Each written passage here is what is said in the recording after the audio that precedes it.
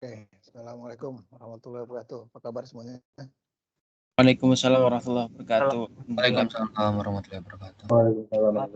Waalaikumsalam warahmatullahi wabarakatuh. Lihat ya, ini saya lihat ini ternyata kita kayaknya STM ya, laki semua ya. Kayaknya gitu ya. Nggak ada yang perempuan ya. Betul ya? Iya, sepertinya Pak. Oke, nggak apa-apa. Jadi kita sebenarnya ada asisten saya perempuan yang dari Gambia. Coba, kayaknya dia lagi masalah internetnya. Jadi hari ini nggak pakai asisten dulu. Ini yang udah pernah kuliah sama saya, siapa ada di sini? Ada? Saya Pak tadi pagi. Oh, tadi pagi. Sebelumnya belum pernah? Cloud computing Pak. Sebelumnya belum pernah? Belum Pak. Oh, Oke. Selain Hilmi, siapa lagi Mi? Saya Pak. Anugerah? Kuliah Saya marketing. software testing. Oh, oke. Berarti ada 2 orang udah kenal pola saya minimal ya. Nanti teman-teman tinggal komunikasi kedua orang itu. Berarti mereka udah tahu pola ngajar saya. Nah, saya stop dulu screen-nya ini, saya akan nyanyikan lagu. Seperti biasa ya, kalau yang udah tahu, hari pertama kita santai-santai aja. Ya, nggak terlalu nggak terlalu dikejar-kejar lah. Nanti kalau udah waktu-waktu yang lain baru kita agak ngebut. Kira pada makan kan? Udah Pak, alhamdulillah. Nah, asisten saya hadir nih. Alhamdulillah. Jadi Pak Abdur bagi kerjaan, nggak stres Pak Abdurnya. Halo, Assalamualaikum Fatomata. How are you today? Waalaikumsalam Pak. I'm fine, and you? Okay, I'm fine also. Thank you for coming. You're Okay. Fatomata is my student, my supervisor student. She will be thesis about related to forensic, but not real forensic, related to resilience, resilience. Okay. How about your computer, Fatomata? Is now ready, or perhaps next time? Yeah, perhaps next time, because I lost everything that I write, only the ones that I have in paper. But the concept is in my head, but the thing that I write, I mistakenly off my laptop and it all went, so I have to rewrite it again. Okay, that's fine. Don't worry about it. Okay, I will speak a half in English and half in Indonesia. Okay. Ini udah kelihatan nih saya punya layar. Have you seen my screen, everybody? Sudah Pak. Udah ya? Ya Pak, sudah. Oke. Sudah Pak. Nah, jadi karena udah pernah lihat kuliah saya, sebenarnya mata kuliah saya ini ada 2 orang pengajarnya ya sebenarnya. Yang satu Pak Aris ya. Hanya sayang Pak Aris itu nggak suka pakai Telegram. Jadi saya agak kerepotan komunikasi karena dia nggak mau pakai Telegram. Sedangkan dia maunya pakai Signal, saya nggak terlalu happy pakai Signal. Jadi kita ada apa ya? Ada perbedaan mazhab, ya mazhab komunikasi. Jadi tapi nggak apa-apa ya nanti. Mudah-mudahan sempat Pak Aris nanti akan melanjutkan kayaknya sebelum ini nanti Pak Aris akan melanjutkan, nanti saya setelah UTS baru Pak Aris akan nanya. Oh dia bener. Ya itu dia udah komentar. Ya.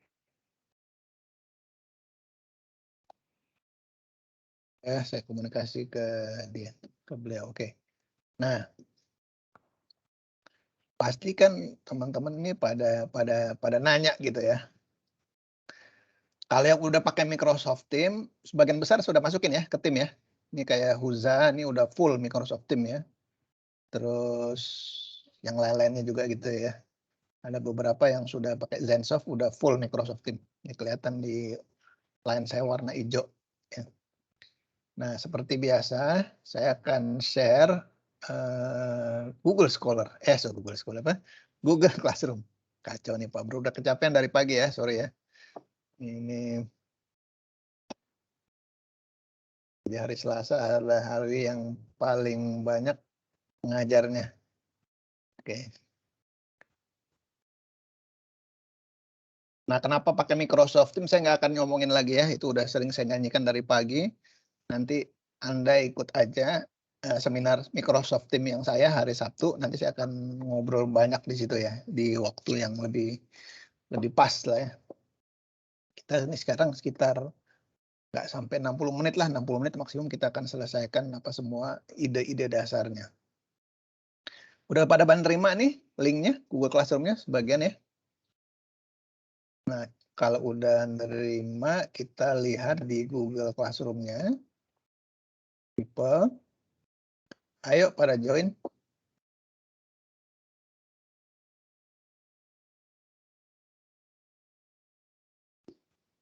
Nah, Pak Bro biasanya juga ada. Oke, udah bagus. Anugerah yang tadi pagi, Awits, dan yang lain-lain. Oke. Kamu Pak, ini menggunakan email MHS atau biasa ya Pak? Email MHS, M yang Oke, Win. Siap. Ya. Ya. Karena kita di apa? Jadi saya sih masih nungguin ada mahasiswa dari luar ya. Jadi semua mata kuliah saya ini sekarang mata kuliah Kampus Merdeka.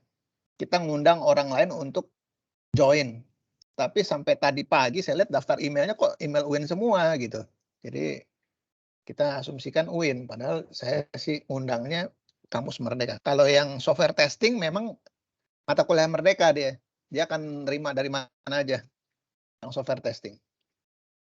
Kalau yang lain-lain ini baru dibuka untuk Kampus Merdeka.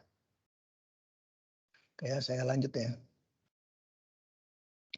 Nah, kalau Anda lihat di Classwork, ya, sebagian nanti akan saya ceritakan, sebagian Anda baca sendiri aja ya. Nah, kurang lebih kalau yang udah tahu saya nanti kan penuh di sini. Nah, di sini nanti Anda masuk ke suaranya saya mute all aja dulu.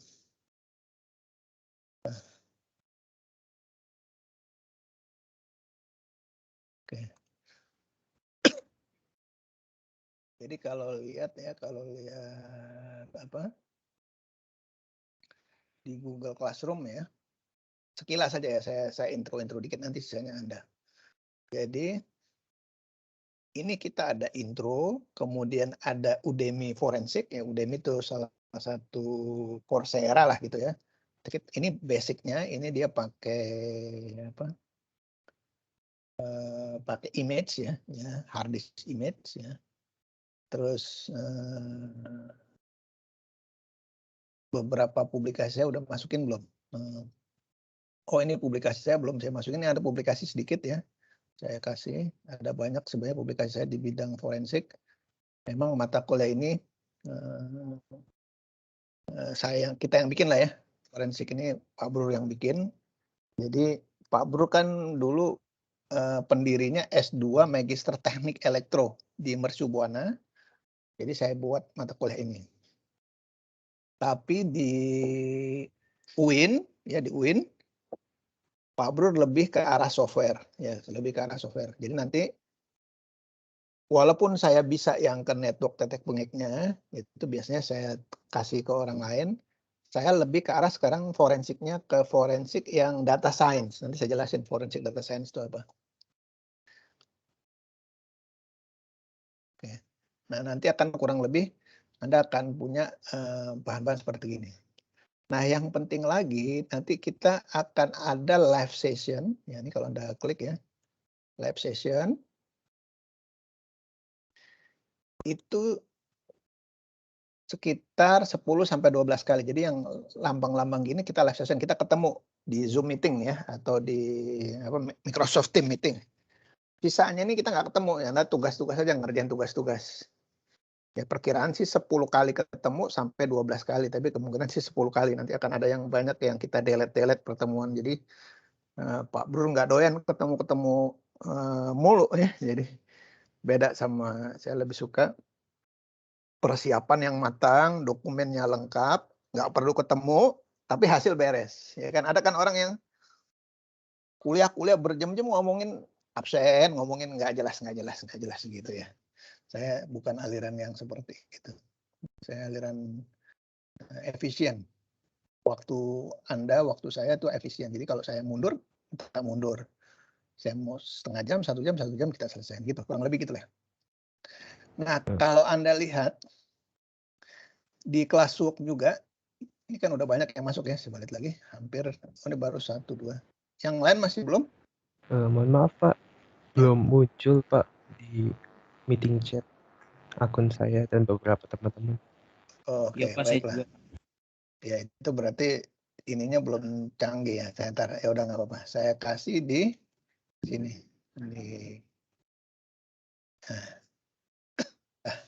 Dapat lagi kalau Telegram ya. Jadi sebenarnya kita ada beberapa layer.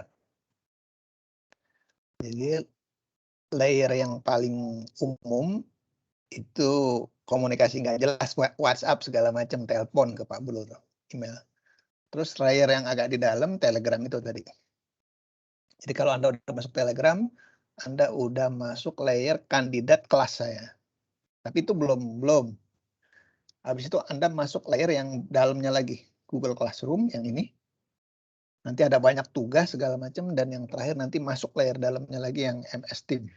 Nah, nanti during our journey one semester, our transform you from the Google Classroom to Microsoft Team, gitu ya. Jadi Anda akan saya transform.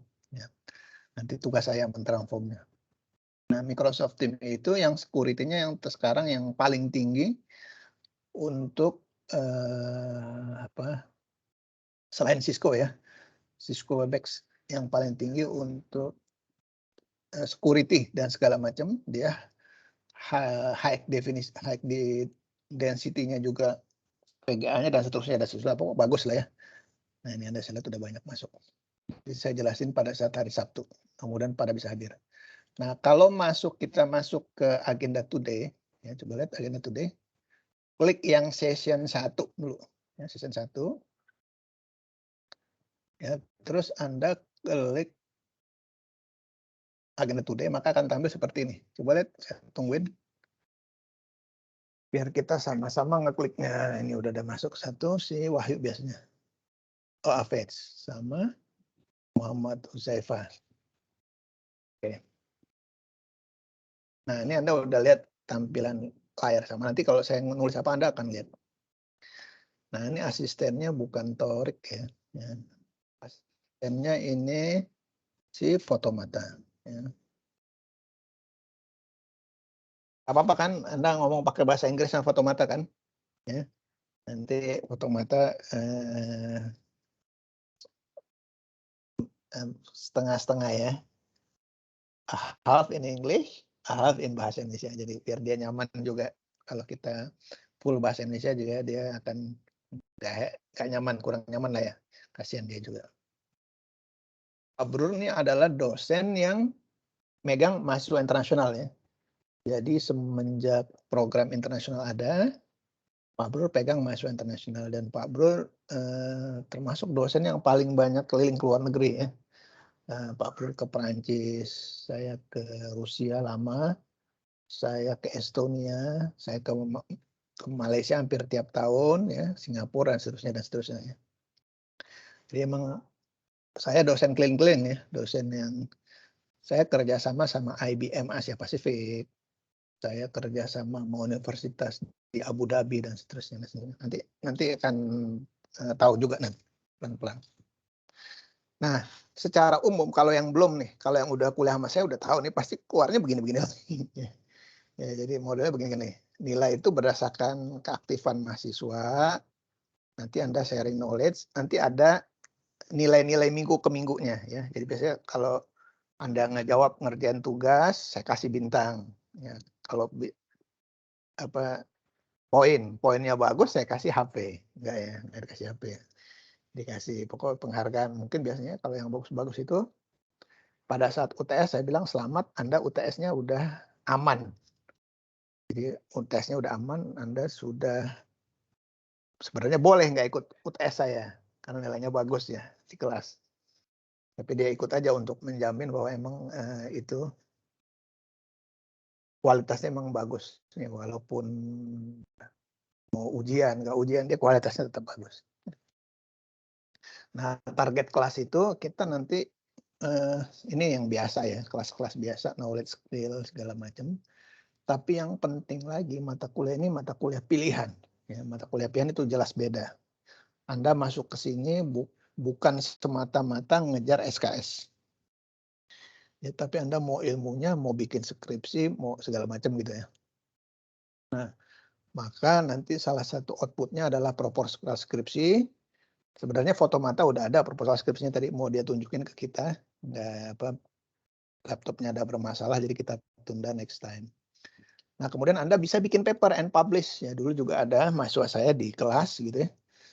Kita bantuin bikin paper, publish, saya kasih A. Ya, jadi nggak perlu ikut ujian. Kita kasih A dan dia pakai buat lanjutnya buat skripsi. Namanya Noval. Nanti kapan-kapan kalau sempat saya panggil dia ke sini. Kemudian karena mata kuliah pilihan, nilainya tuh relatif mudah ya. Anda tuh sebagian besar dapat A ya. Tapi defaultnya B. Ya, sebagian besar dapat A, defaultnya B. Kalau Anda rajin-rajin dikit dapat A gitu ya. Kalau enggak B. Kalau keterlaluan banget, tapi biasanya saya tegur-tegur dulu supaya perbaiki agar dapat B. Nah, ini bukan DevOps engineer ya. Yang baru ini mata kuliah ini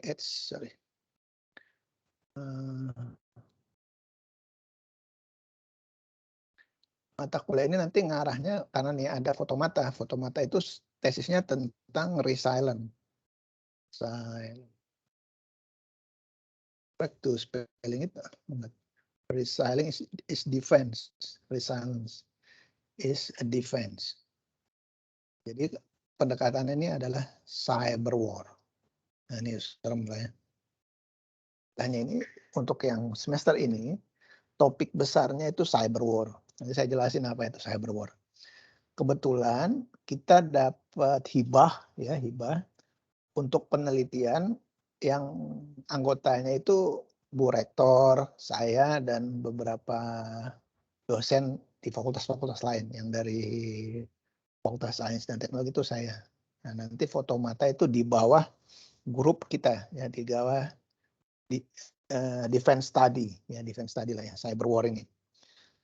Nah, jadi kalau ini sekilas saja nanti fotomata akan menjelaskan secara detail apa itu.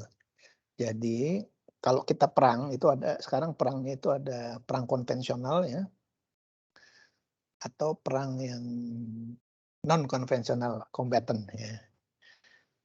Nah, kalau non konvensional combatant itu berarti biasanya asimetrik ya. Jadi waktunya itu bebas relatif ya. Kemudian dia menggunakan teknologi, Jadi kalau konvensional kita pakai pedang, pisau pakai pisau, pistol pakai pistol gitu kan gitu. Kalau unconventional war itu pistol bisa lawannya bom ya gitu ya. Bahan peledak dan seterusnya. Jadi sesuatu yang sebenarnya nggak apple to apple ya. Nah, namanya cyber war nanti kan dunia cyber ya. Salah satunya itu kita menggunakan Twitter ya. Itu kayak bercanda ya, kok ada perang lewat Twitter? Ada, namanya Psycho War ya. Jadi si PC itu akan cerita fotomata. Nah, jadi saya ada ini sekilas saja nih terkait fotomata nih. Ada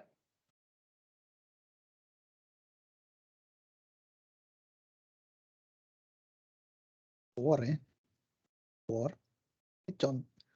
Contohnya dia pakai tools ya, yang orang pakai kalau di Amerika, di US President election, ya.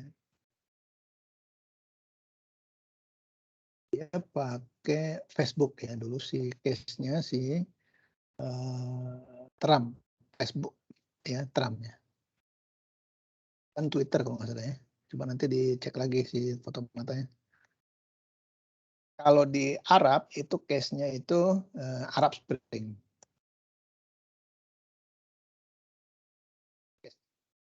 Nah, pasti Anda nanya, kok di sisi informatikanya apa gitu kan? Apa ya? Gitu. Jadi informatikanya itu ngomongin algoritmanya ya. Apa? Jadi jadi informatika yang baru ini ya bukan informatika yang zaman dulu ya. Jadi kalau Anda konotasinya pikirin informatika adalah ngecek kabel ya. Saya biasa bilang begini. Ini ngomong-ngomong dulu ya, ngomong-ngomong apa di luar topik ya, nanti masuk. Jadi Pak, saya sudah ngukur ya. Saya udah ngukur network. Pakai Wireshark, ngukur ini, ngukur itu. Saya ketawa. Saya ngajarin Wireshark sampai yang level paling advance ya. Karena forensik juga salah satu pendekatannya networknya itu pakai Wireshark. Saya ketawa. Kamu kayak tukang PLN aja. Ngukur sana, ngukur sini. Udah kamu kerja di PLN aja. Ya, sama sama tukang PLN, ngukur-ngukur network, ngelihat bandwidth apa. Tukang PLN itu banyak ya. Dia mungkin sedih ya saya ngomong itu. Kalau engineer itu bukan kerjanya bukan ngukur-ngukur, yang ngukur adalah bagian. Tapi bukan itu. Itu baru awalnya. Setelah diukur diapain? Apa yang kamu analisa gitu ya. Dan seterusnya. Oke. Nah, Anda bisa lihat ya di Rijal Blur Anda masukin aja kata apa itu saya pakai yang terakhir. VoIP ya. Nah, ada ya. Ada download aja nih. Saya tambahin di paper kita. Ini Rijal Blur VoIP. Taruhin di ini dulu di chat. Nah, ini saya presentationnya jadi di salah satu kota di Uni Emirat Arab ya. Nama IEEE. Intinya tuh paper itu ngomongin security tapi dari kacamata lain, dari kacamata kriptografi ya. Jadi bukan security ansih security tapi security waktu itu masanya apa? Lagi ngetop. Waktu itu ada orang Demokrat, saya lupa namanya siapa tuh yang perempuan nih.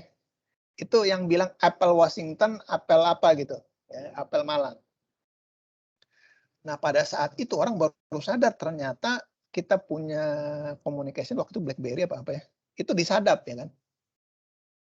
Orang-orang nggak sadar. Kita bilang itu gampang nyadapnya. Ya. Nah, kita ukur parameter sadapnya itu ya. Kalau Anda lihat ya, kita ukur, kita temukan. Saya lihat ya supaya Anda nggak terlalu mengawang-awang. Saya buka filenya sebentar.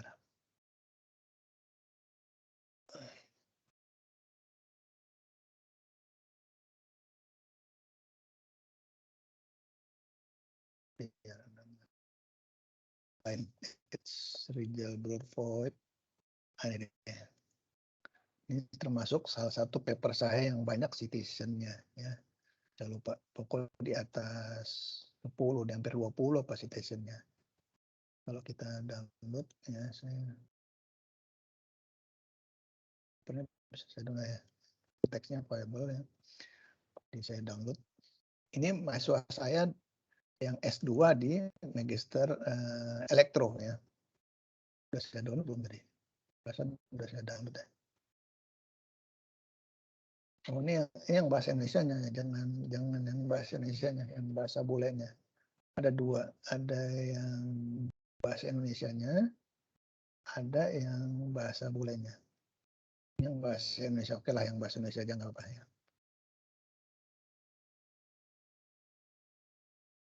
Nah ini deh.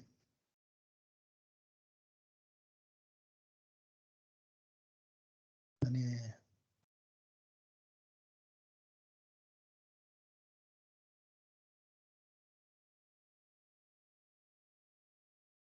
Ya. Nah, kalau Anda lihat ya, nanti Anda cari ininya.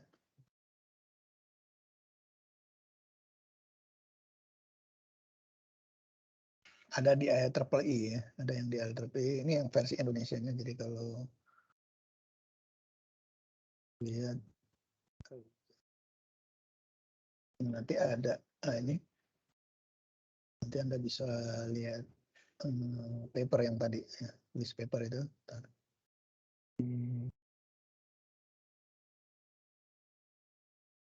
Anda cari aja yang apa, VoIP ya, dan segala macam itu. Nah, itu Anda cari. Nanti Anda saya kasih aja. Karena ada masih. Nah ini nih, ya ini, banyak kan ini. Judul Englishnya yang tadi judul bahasa Indonesianya. Intinya kita mau ngukur sesuatu ya pakai QoS ya, quality of service, dibandingin kita parameter kriptografinya kita bandingin ke quality of service. Nanti saya jelasin kalau kita ada waktu yang panjang lah ya. Ntar saya kembali ke sini dulu. Nah, itu forensiknya belum benar-benar forensik ya. Tapi kalau yang ini forensik beneran. Sama ada paper saya yang lain. Jadi kalau Anda download yang ini yang di Tencon di Singapura. Ini Anda bisa jadi. Ini preprocessing forgery. Ya, forensik forgery. Jadi kalau ada gambar, kita mau lihat gambar itu palsu atau benar, kita bisa analisanya. Dan sekarang ini ada mahasiswa bimbingan saya juga yang defect forensiknya. Tapi belum lulus juga nih, udah setahunan lebih nih, namanya si Jafet apa ya, kalau nggak salah Jafet. Nah ini, kalau ini paper waktu yang di Singapura ya. Jadi nanti Anda bisa baca-baca sedikit. Intinya kita forensik itu sesuatu yang udah terjadi dan kita analisa. Tapi kalau resilient ini atau perang ini biasanya belum terjadi atau sedang terjadi, kita analisa. Ya, jadi TikToknya begitu. Kalau forensik lebih ke arah core. Jadi lebih ke civil ya, lebih ke arah masyarakat biasa ya, bukan militeri.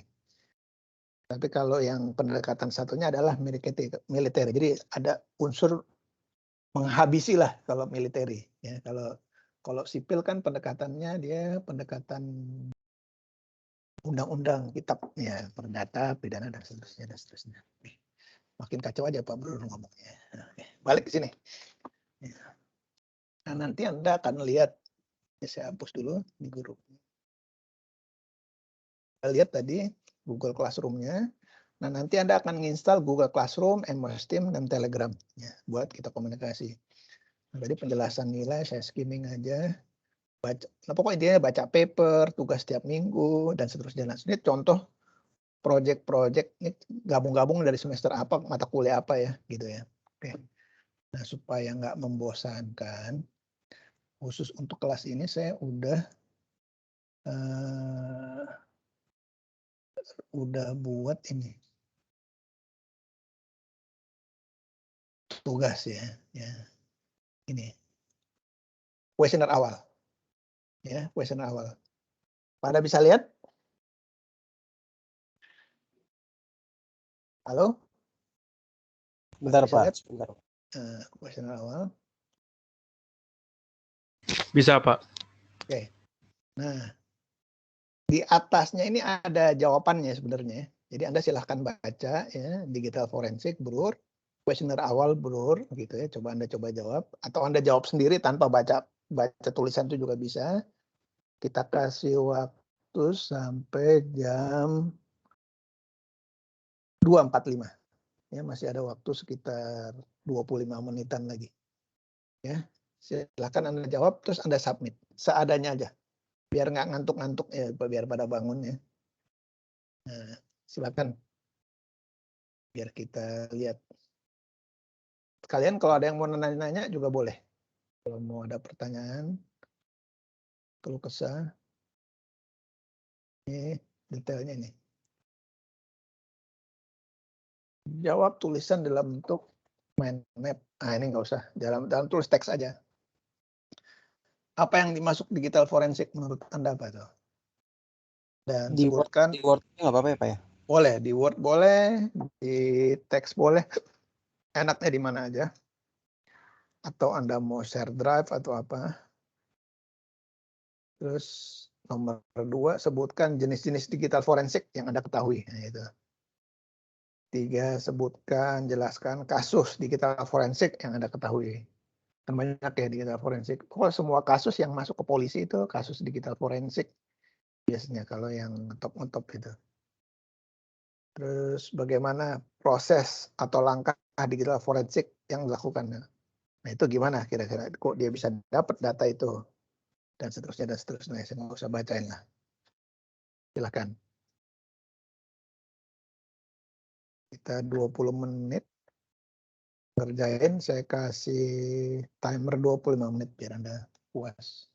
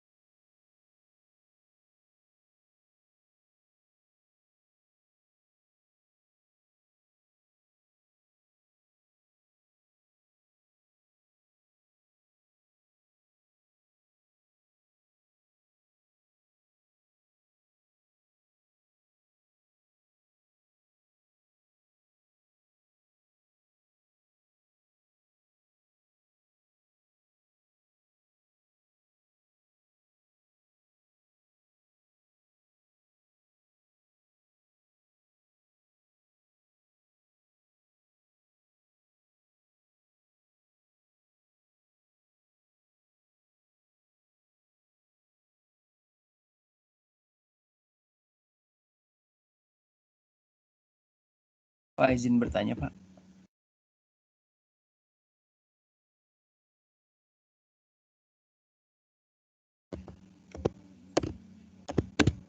Misi Pak.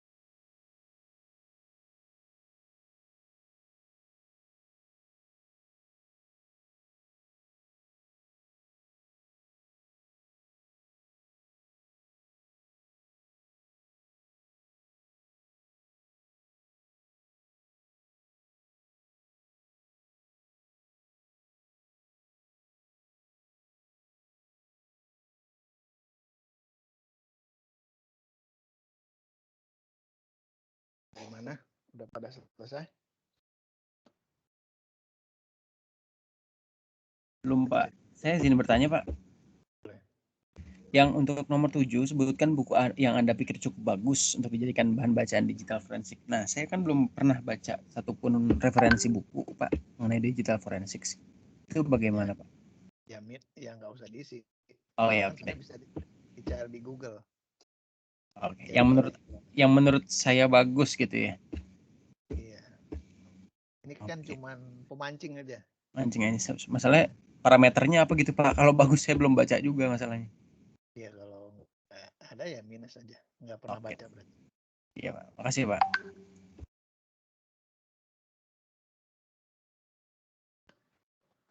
Oke, sekalian waktu yang sudah hampir selesai, kita coba diskusi sedikit tentang bahannya.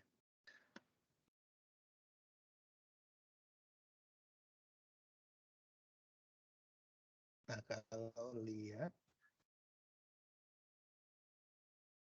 masuknya ini udah jam 3 selesainya. Yang udah turunin ada 2 orang. Nah, rekam yang udah turunin yaitu Muhammad Jaifah, panjang nih, As-Sayyid Said ya, satu lagi Kansa Natfa. Betul ya, namanya saya susah-susah namanya ini. Kayak Brur kan gampang nama, kalau nama susah saya susah bacanya. Mungkin kita mulai dulu sama Huzaifah. Silakan. Apa yang Anda tulis, Huzaifah? Silakan.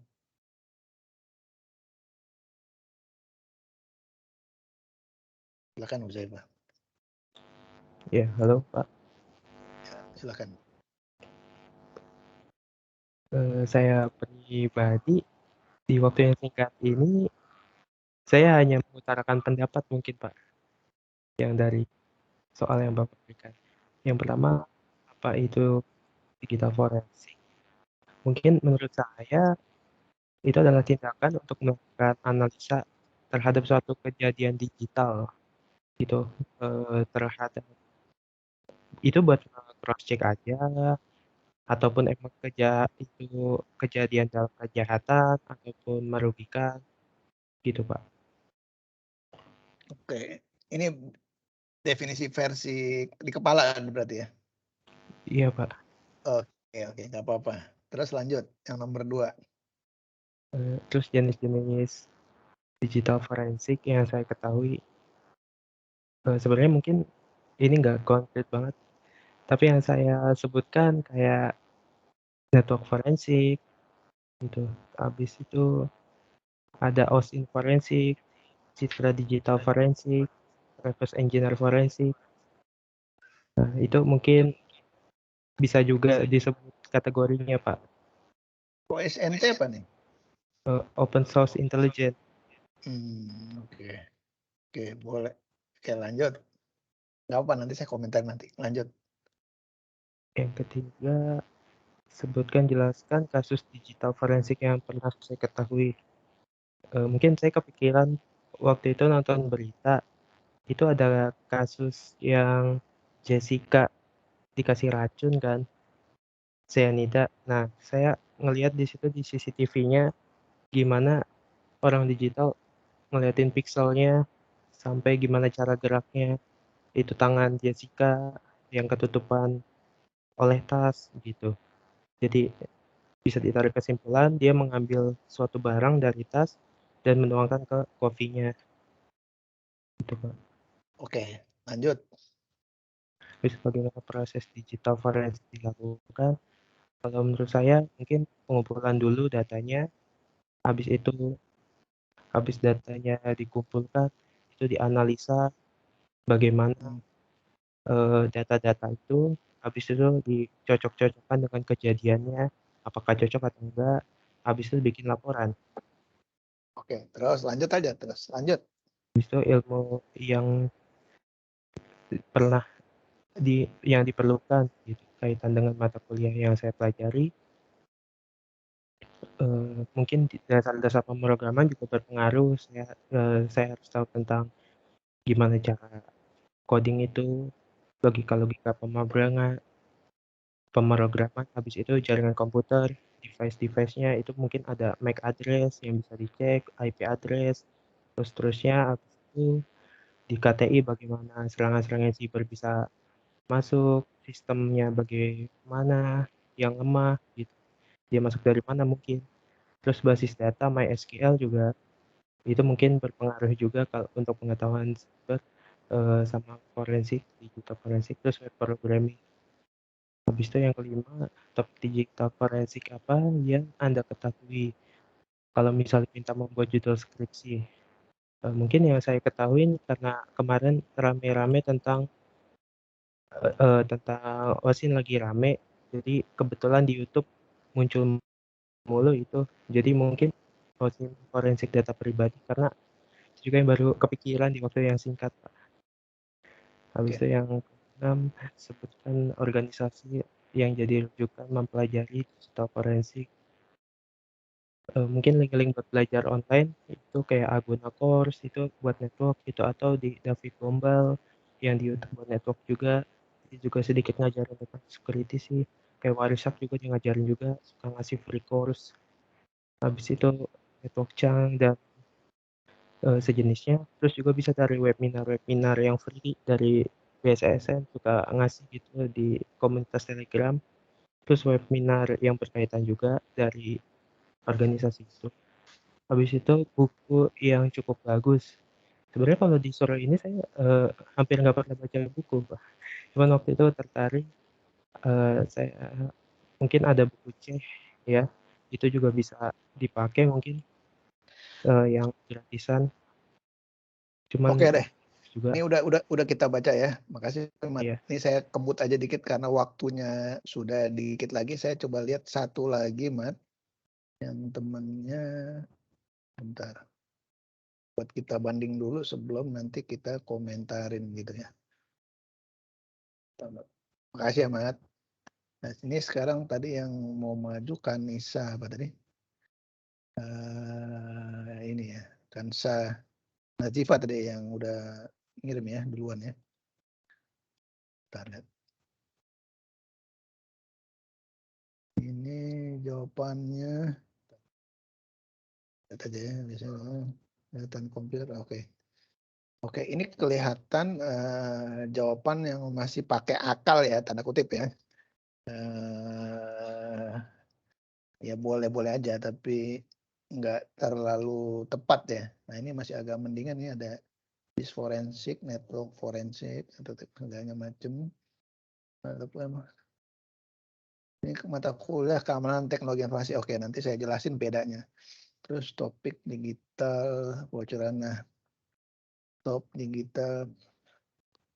Oke. Saya udah lihat ya. Oke, nggak apa-apa, no problem.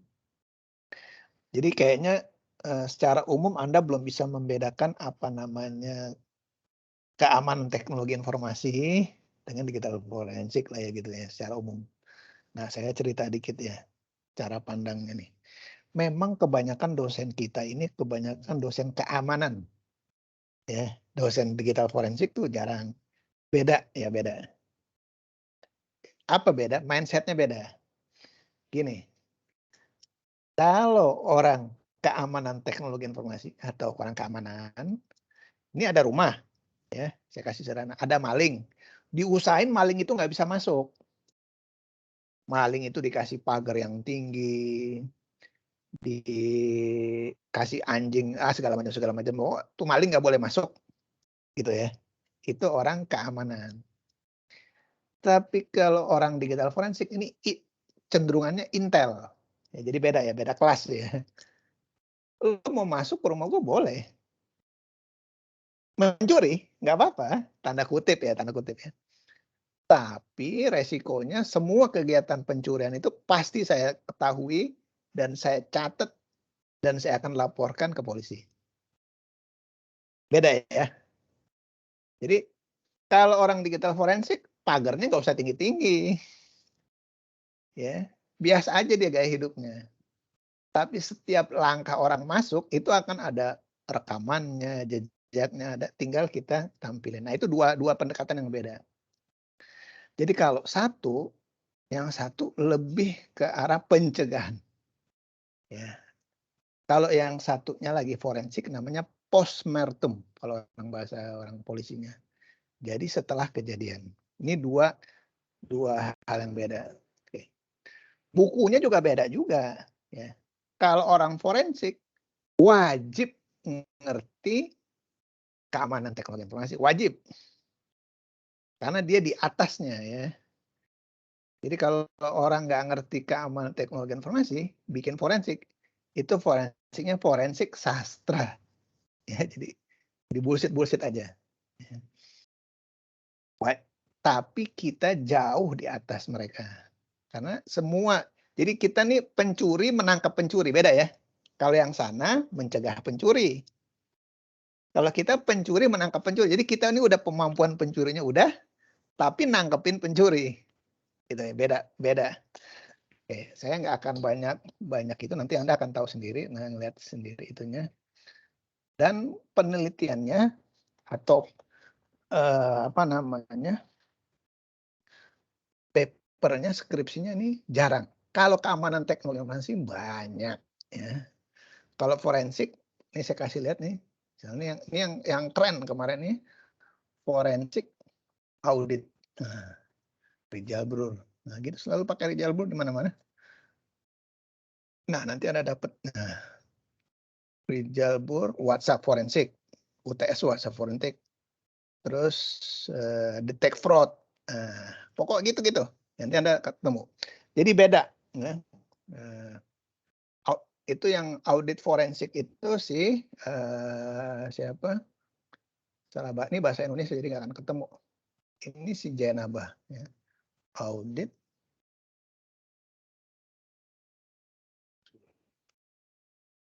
Nah, ketemu. Nah nih. Nah kalau yang ini ya, ini audit forensik plus data science. Ya, ingat ya. Jadi kalau keamanan ketek bengek nggak hampir susah masuk data science. Bukan nggak bisa, tapi agak susah. Tapi kalau forensik adalah collecting data, collecting information to represent it to court. Ya, nanti ada definisinya. Kalau representative court berarti yang namanya collecting data itu ada unsur data science-nya. Jadi kita bisa pendekatannya, saya kasih chatnya ini ke data science. Ya. Itu uniknya forensik. Dan kalau Anda skripsi ini, hampir dosennya nggak ada yang ngerti, Pak Bro doang. Ya. Yang lainnya cuman forensik keamanan. Kalau beda sekali lagi, kalau orang belum paham, dia akan selalu sama dengan, gitu ya. Jadi kalau, oke, saya supaya nggak banyak sastra, ya, oke, saya skimming aja. Nggak apa-apa, jangan khawatir. Ini tugas saya dalam 1 semester itu mencerahkan Anda supaya Anda punya wawasan. Nah, nanti kalau udah, ini saya coba nyanyikan sedikit, nggak sempat nyanyi sedikit ya, nanti saya kasih ini aja. Anda baca aja di sini materi dari Pak Brur ya, sedikit aja. Foto mata, are you here? Foto mata? Foto mata? Kayaknya dia nggak ada di sini lagi, foto mata ya, betul. Nah, lihat. Ini kedengeran suara saya? Dengar ya? Kedengeran, Pak. Aman, Pak, aman. Oke, siap. Jelas, Pak. Jadi ini saya ada D1 forensik ya. Jadi forensik itu pendekatannya dulu komputer forensik, kalau lebih besar lagi digital forensik ya. Kalau digital forensik itu lebih luas ya, bukan hanya yang di komputer, di tape, di mana-mana. Tapi saya nggak mau perdebatkan itu ya. Ini motivationnya Anda search aja di Google ya, bahwa forensik ada case-case-nya, ada banyak tuh, ada report 2017, 2000. Ini Anda lihat aja. Motivationnya, challenging-nya itu Anda bisa lihat. Case-case forensik yang ada di dunia itu future trend. Nah, future trend itu adalah salah satunya itu ke arah data science. Jadi kalau Anda nanti mau jadi forensik yang forensik yang masa depan lah ya, tanda kutip ya. Ya memang forensik gambar apa segala macam bagus lah ya. Tapi yang ke arah data science, jadi ngumpulin data-data. Jadi kalau di China itu atau di negara-negara Korea apa segala macam itu kan semua orang di semua tempat ada kamera. Sekarang kita menuju ke sana ya. Jadi misalkan kalau dulu kita kan forensiknya orang ditangkap di jalan ya. Oh, kamu ngelanggar lampu merah, lampu apa gitu, terus berdebat, ada saksi gitu kan. Nah, itu nggak perlu. Zaman sekarang semua ada kamera. Nah, berdebat di court-nya itu pakai forensik nanti, pakai kamera forensik, nanti saya jelasin. Nah, ini ada jenis-jenis forensik, paper-papernya secara umum ya. Jadi yang paling banyak emang yang di arah forensic investigation, forensic tools, terus tadi dia sebut network forensik, itu emang itu pendekatan-pendekatan yang zaman dulu lah ya. Ini lupa nih tahun berapa papernya, nanti saya kasih lihat. Ini kurang lebih topik-topik forensik yang banyak. Ini deepfake belum ada, belum ada segala macam.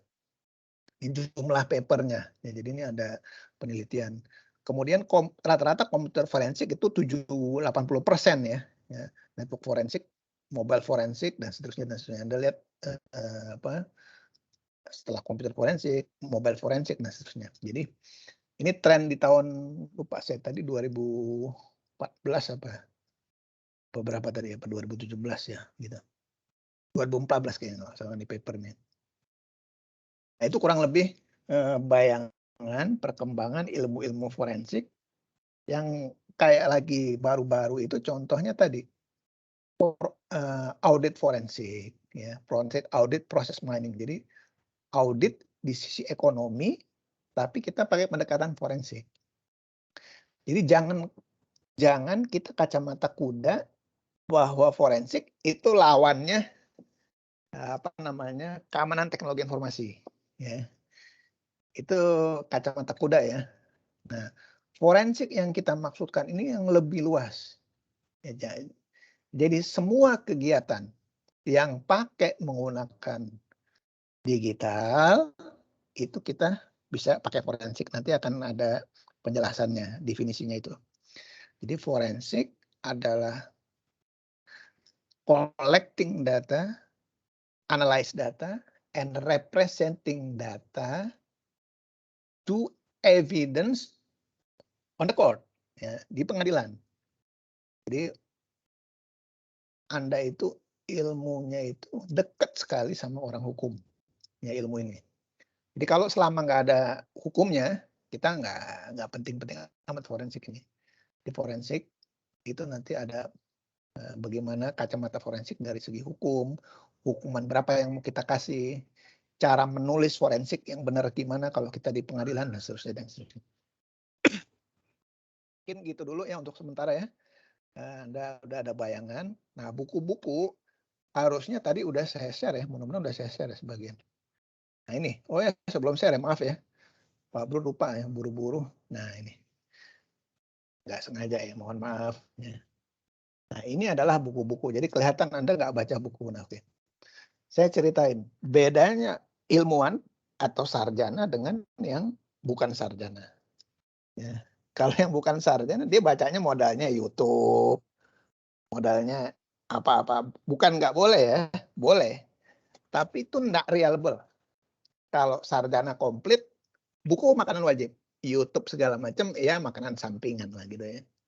Jadi kalau nggak pernah baca buku kita nggak masuk ke dalam akademik.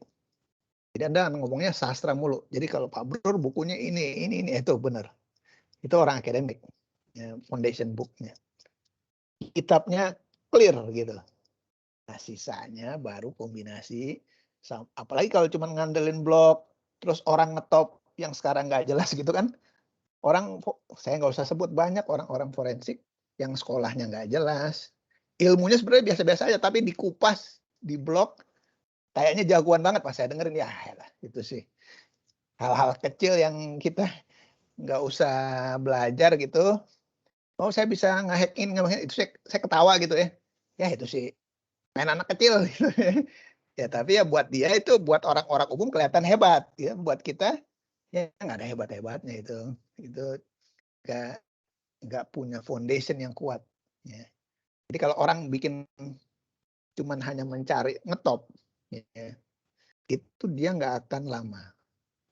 Tapi carilah yang foundationnya ya. Jadi waktu si Einstein, saya cerita agak ngawur dikit, mengeluarkan papernya di dunia itu 4 orang, 5 orang bisa baca. Ini Einstein orang gila nih katanya. Einstein orang gila, nulisnya apa? Tapi setelah bertahun-tahun, 20 tahun kemudian baru semua orang baca. Nah Anda, kalau Anda ikuti forensik, kuliah forensik itu kayak begitu di UIN. Kalau sesuatunya orang paham semuanya, itu Anda nggak hebat. Ya.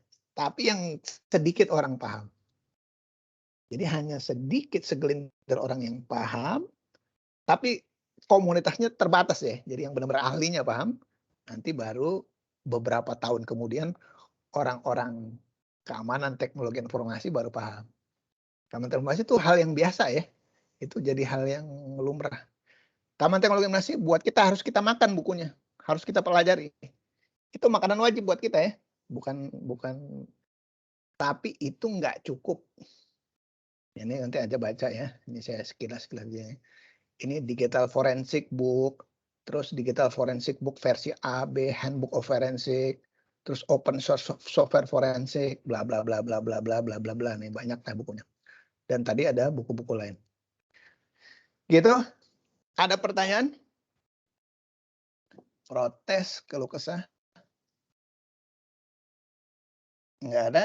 Kalau nggak ada, kita akhiri. Ya. Terima kasih banyak. Mohon maaf lahir batin. Ya, Pak Bro ngomongnya mungkin agak berat-berat dikit. Ya ini marketing dikit, nanti baru Anda ngerasain berat-beratnya ntar pas kuliah. Oke. Sampai ketemu lagi ya. Makasih. Assalamualaikum. Waalaikumsalam warahmatullahi wabarakatuh. Waalaikumsalam. Terima kasih Pak. Sama-sama. Terima kasih, Pak.